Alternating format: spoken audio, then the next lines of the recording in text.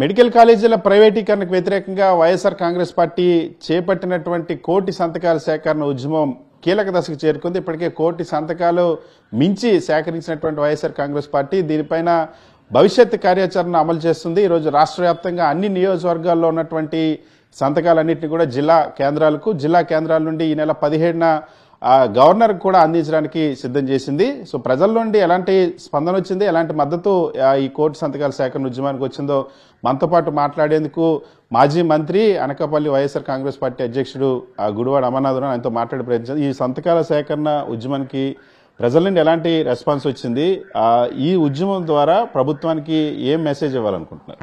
ఒకటి, ప్రభుత్వాలు అనేటువంటివి ఏ వ్యవస్థనన్నా సరే ప్రభుత్వం లోబడి అవకాశం ఉన్నంత మేరకు ప్రభుత్వాలు నడిపితే ఉండేటువంటి అడ్వాంటేజెస్ ప్రజలకి వేరు, ప్రైవేట్ వాళ్ళు నడిపేటువంటి దానికి అడ్వాంటేజెస్ వేరు. ఈరోజు దేశవ్యాప్తంగా నిన్న మొన్న జరిగినటువంటి పరిణామం చూస్తే ప్రైవేట్ వ్యక్తుల చేతిలో ఎయిర్లైన్స్ ఉండడం వల్ల ఏ రకమైనటువంటి పరిస్థితులు నెలకొన్నాయనేటువంటి చూసాం. సో అంటే ఒక ఉదాహరణ మాత్రమే. ఈరోజు ప్రభుత్వం మెడికల్ కాలేజీలు ప్రభుత్వం నడిపితే అవి ప్రైవేట్ పరం చేయకుండా ప్రభుత్వం నడిపితే పేద విద్యార్థులకు ఉండేటువంటి అవకాశాలు వేరు, మిగిలినటువంటి వారికి ఉండేటువంటి అవకాశాలు వేరు. సో ప్రభుత్వం అనేటువంటిది ఎప్పుడు కూడా ప్రభుత్వాన్ని వానికి లోబడి ప్రజలకి పేదవాడి తాలూకు అవసరాలకు లోబడి వ్యవహరించాలి తప్ప ఈ రకంగా ప్రతిదీ ప్రైవేట్ పరం చేసుకుంటూ వెళ్ళిపోతే ఇంకా ప్రభుత్వంలోనే ఉండేటువంటి పెద్ద మనుషులు, ప్రజల చేత ఎన్నుకోబడినటువంటి పెద్ద మనుషుల తాలూకు బాధ్యత ఏంటి? సో అందుకనే దీని మీద పెద్ద ఎత్తున స్పందన వచ్చింది. నవంబర్ గత నెల కానీ లేదా దానికి ముందు కానీ అక్టోబర్ 9వ తారీఖున జగన్మోహన్ రెడ్డి గారు నర్సీపట్నం మెడికల్ కాలేజ్ పర్యటనకు వచ్చినప్పుడు ఈ ప్రకటన చేశారు.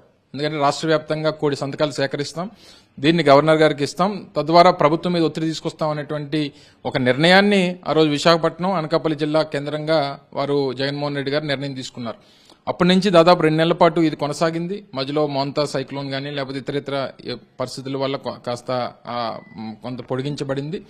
ఇవన్నీ జరిగిన తర్వాత వాస్తవానికి మేము కోటి సంతకాలు చేయాలి, ప్రతి నియోజకవర్గంలో ఒక 50,000 మందితో సంతకాలు సేకరించాలని చెప్పి నిర్ణయం తీసుకున్నప్పటికీ పెద్ద ఎత్తున ఈ స్పందన మరింత పెరిగి నాకు తెలిసి బహుశా 1,50,00,000 వరకు చేరిందనేటువంటిది మాకున్నటువంటి సమాచారం.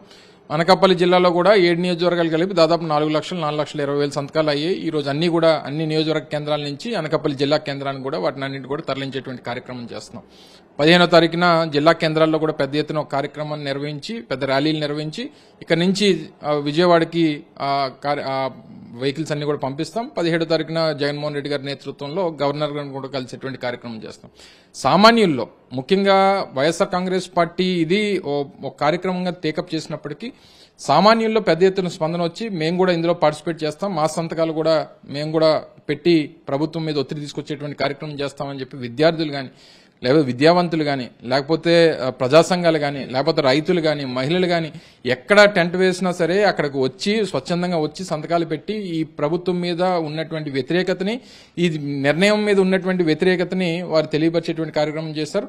తప్పకుండా ఇప్పటికన్నా ప్రభుత్వం ఆలోచన చేసి నిర్ణయం తీసుకుని దాన్ని వెనక్కి తీసుకోవాలని చెప్పి ప్రభుత్వంలో కొనసాగించాలని ఈరోజు ఇన్ని వేల కోట్ల రూపాయలు అమరావతికి ఖర్చు పెడుతున్నటువంటి ముఖ్యమంత్రి గారు ఒక 5,000 కోట్ల రూపాయలు ఈ 10 మెడికల్ కాలేజీల మీద ఖర్చు పెడితే మీకు వచ్చేటువంటి నష్టం ఏంటి? మీకు ఎందుకు పేదలంటే అంత కోపం? పేదలకి విద్యని అందించాలంటే మీకు ఎందుకు మనసు రావట్లేదు అనేటువంటిది ప్రజలు అడుగుతున్నటువంటి ప్రశ్న.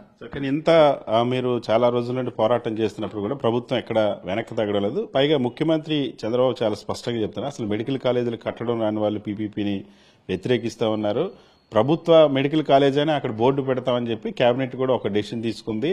ఈ కాలేజీలు త్వరగా పూర్తి చేయాలనే ఉద్దేశంతోనే మేము పీపీపీకి ఇచ్చాం. పీపీపీ అంటే అసలు ప్రైవేటీకరణ కాదు, వైఎస్ఆర్సీపీ వాళ్ళకి అసలు దాని అర్థం తెలుసా అని చెప్పి ప్రశ్నిస్తున్నారు మేడం. ఆయన రాజకీయ జీవితం కానీ లేదా ఆయన అధికార జీవితం అంతా కూడా, ఎందుకంటే 4వ సారి ముఖ్యమంత్రిగా పనిచేశారు. గతంలో ఆయన దాదాపు నాకు తెలిసి ఉమ్మడి రాష్ట్రంలో 64 ప్రభుత్వ రంగ సంస్థల్ని ప్రైవేట్ పరం చేసినటువంటి ఘనత ఈ చంద్రబాబు నాయుడు గారు. అలాగే ఇది కాదు, ఇప్పుడు కడుతున్నటువంటి అమరావతి ప్రైవేట్ పరం అంటున్నాడు, ఇప్పుడు మెడికల్ కాలేజ్ ప్రైవేట్ పరం అంటున్నారు. మొన్న గడిచినటువంటి 2-3 నెలలుగా ఏదైతే యూరియా మీద వచ్చినటువంటి ఇష్యూని చూసాం మనం. అంటే రైతులకి ప్రభుత్వం అందించాల్సినటువంటి యూరియా, ప్రభుత్వానికి చెందాల్సినటువంటి వాటా, ప్రభుత్వం తరపున పేదవాడికి అందించాల్సినటువంటి వాటాను కూడా ప్రైవేట్ పరం చేశాడు. అంటే ఆ పర్సంటేజ్ ఆఫ్ యూరియా ఏదైతే అలాట్మెంట్స్ ఉంటాయో దాన్ని కూడా ప్రైవేట్ పరం చేసి ప్రైవేట్ వ్యక్తుల చేతుల్లో పెట్టాడు.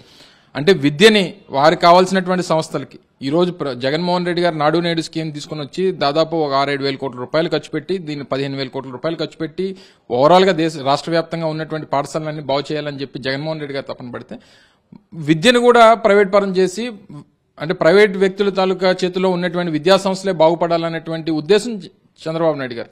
అంటే విద్య ప్రైవేట్ పరం, వైద్యం ప్రైవేట్ పరం, వ్యవసాయం ప్రైవేట్ పరం, ప్రభుత్వం తాలూకా రాజధాని ఏదైతే రాజధానిని ఈరోజు కడతానని చెప్తున్నటువంటి రాజధాని ప్రైవేట్ పరం. అంటే ఇంక ప్రభుత్వం ఉన్నది దేనికి? ప్రభుత్వం తాలూకా బాధ్యత ఏంటంటే ప్రభుత్వం ఉన్నటువంటి బాధ్యత వైద్యం, విద్య, వ్యవస్థలన్నింటినీ కాపాడేటువంటి బాధ్యత ప్రభుత్వానికి. ఇవన్నీ ప్రైవేట్ వాళ్ళ చేతిలో పెడితే నువ్వేం చేస్తావు? చంద్రబాబు నాయుడు గారి తన పని ఏంటి అంటే మార్కెటింగ్ చేసుకోవడం, ఫోటోలు తీసుకోవడం, లేకపోతే పబ్లిసిటీ స్టంట్లు చేయడం, లేకపోతే ఎక్కడో దేశంలో ఏదన్నా జరిగితే నా కొడుకు దీని అందరినీ చూస్తున్నాడు, లేకపోతే ఈ వార్ రూమ్ నడుపుతున్నాడు అని చెప్పి మార్కెటింగ్ చేసుకుని ఎలాగ అవాస్పాలు అయిపోయావు దేశవ్యాప్తంగా అనేటువంటి చూసాం. సో ఇవన్నీ ఇప్పటికన్నా మార్కెటింగ్ యాక్టివిటీ, పబ్లిసిటీ స్టంట్లు ఇవన్నీ పక్కన పెట్టి ప్రభుత్వ వ్యవస్థలను కాపాడడం, దాని మీద బొర పెట్టాలని ప్రైవేట్ పరం చేస్తున్నారా లేదా అనేటువంటి ప్రజలు తెలుసు. నువ్వు బయట తీసుకొని వచ్చి బోర్డు పెట్టినంత మాత్రాన ఇది ప్రైవేట్ పరం కాకుండా పోదు. లేదా ఇప్పటి వరకు కట్టినటువంటి ఘనత ఉంది కదా, కొన్ని గతంలో మీరు మూడు సార్లు ముఖ్యమంత్రి చేశారు, ఎందుకు ఒక మెడికల్ కాలేజ్ కట్టాలనేటువంటి ఆలోచన మీరు ఎందుకు చేయలేదు? కేవలం 2019 నుంచి 24 మధ్యలోనే జగన్మోహన్ రెడ్డి గారు 17 మెడికల్ కాలేజ్ తీసుకొస్తే గతంలో మీరు 3 సార్లు ముఖ్యమంత్రిగా పనిచేసినప్పుడు ఒక మెడికల్ కాలేజ్ కట్టాలన్నటువంటి ఆలోచన చేయలేదే. మేము 7 కాలేజీలు పూర్తి చేస్తాం, మిగిలిన 10 కాలేజీలు నిర్మాణంలో ఉన్నాయి, వాటిని పూర్తి చేయమని అంటే మీకు వచ్చేటువంటి బాధ ఏంటి? సో ఇవన్నీ ప్రజల నుంచి వచ్చినటువంటి ప్రశ్నలు, దీనికి డెఫినెట్ గా సమాధానం చెప్పాల్సినటువంటి పరిస్థితి చంద్రబాబు నాయుడు గారికి వస్తుంది. దానికి తగినటువంటి మూల్యం కూడా ఆయన చెల్లించుకోక తప్పదు. ఇందులో ఇంత పెద్దగా ప్రజల్లో చర్చ జరుగుతోంది, రాష్ట్ర వ్యాప్తంగా ప్రజా ఉద్యమం కూడా జరుగుతోంది, కానీ ఇద్దరు మాట్లాడలేదు. ఒకటి నారా లోకేష్, 2 పవన్ కళ్యాణ్.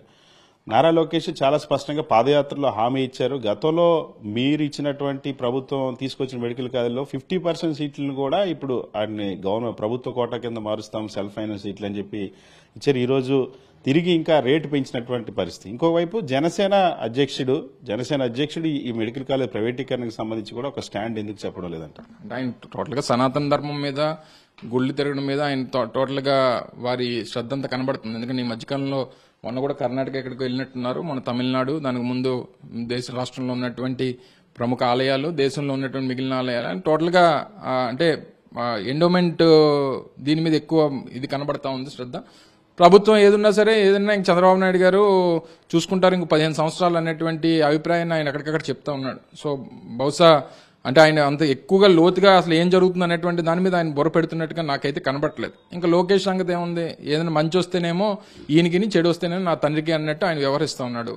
ఓవరాల్ గా అసలు వీళ్ళకి ఏంటంటే చంద్రబాబు నాయుడు గారు ఏమో కొడుకుని ఎలాగ ఫోకస్ చేయాలని, కొడుకేమో తండ్రిని పక్కన పెట్టి ఎప్పుడు సీట్ ఎక్కిపోదామని చెప్పి కొడుకు, వాళ్ళిద్దరు ఏది చేసుకున్నా సరే చూసి ఆనందిద్దామని చెప్పి ఈయన. సో ఈ పరిస్థితుల్లో నాకు తెలిసి బహుశా రాష్ట్రంలో కనబడుతున్నాయి తప్ప ప్రజల సమస్యలు, ఆ సమస్యలకు తగ్గ ఉన్నటువంటి కష్టాలు, తద్వారా వచ్చేటువంటి రిఫర్కేషన్స్ ఏంటి, దానివల్ల ప్రజలకు జరిగేటువంటి నష్టం ఏంటి అనేటువంటి దాని మీద బొర పెట్టేటువంటి ఆలోచన ఇప్పుడు ఉన్నటువంటి ప్రభుత్వ పెద్దల్లో ఎక్కడ కనబడట్లేదు. ఒకవేళ అదే జరిగి ఉంటే ఎంత పెద్ద ఎత్తున అప్రోర్ వచ్చినప్పుడు డెఫినెట్ గా దాని మీద స్పందించాల్సినటువంటి అవసరం ఉంటుంది. స్పందించట్లేదు, నిర్ణయాలు తీసుకోవట్లేదు, నిర్ణయాలు వెనక్కి తీసుకోవట్లేదు. సో ఇవన్నీ జరుగుతున్నటువంటి క్రమంలో ప్రజల తాలూకా అప్రోర్ అనేటువంటిది ఏ రకంగా ఉంటుంది అనేటువంటి దానికి ఈ కోటి సంతకాల సేకరణ ఒక పెద్ద ఎగ్జాంపుల్.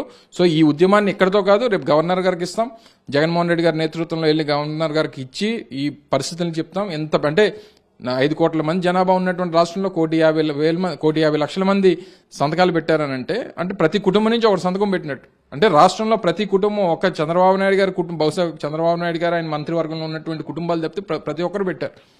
అంటే తద్వారా మీరు అర్థం చేసుకోవాల్సింది ఏంటంటే ఈ రాష్ట్రంలో ఏ ఒక్కరూ ఈ నిర్ణయాన్ని వెనకేసుకొని రావట్లేదు, దీన్ని వ్యతిరేకిస్తా ఉన్నారు. ఇప్పటికన్నా నిర్ణయాన్ని మార్చుకోండి, సో మీకు అధికారం ఉంది కదా అని చెప్పి మేము ఏదన్నా చేస్తామని అంటే అది ఎక్కువ కాలం కుదరదు.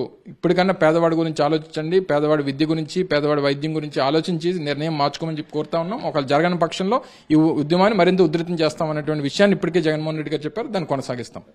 ఖచ్చితంగా ఇది కోటి సంతకాల సేకరణ ద్వారా ఆంధ్రప్రదేశ్ రాష్ట్ర వ్యాప్తంగా ప్రజల్లో ఎలాంటి తిరుగుబాటు ఉంది ప్రభుత్వ నిర్ణయం పట్ల, ముఖ్యంగా ప్రభుత్వ మెడికల్ కాలేజీల ప్రైవేటీకరణకు ప్రజలంతా కూడా తీవ్ర వ్యతిరేకత ఉన్నారన్న విషయం స్పష్టమైందని చెప్తే ఈ ఉద్యమాలు ఇలాగే కొనసాగిస్తాం. గవర్నర్ను కలిసిన తర్వాత కూడా ప్రభుత్వం తీరు మారకపోతే మరింత ఉధృతంగా ఉద్యమం చేస్తాం, దీన్ని ముందుకు తీసుకెళ్తామన్న అంశాన్ని అమర్నాథ్ స్పష్టం చేస్తారు.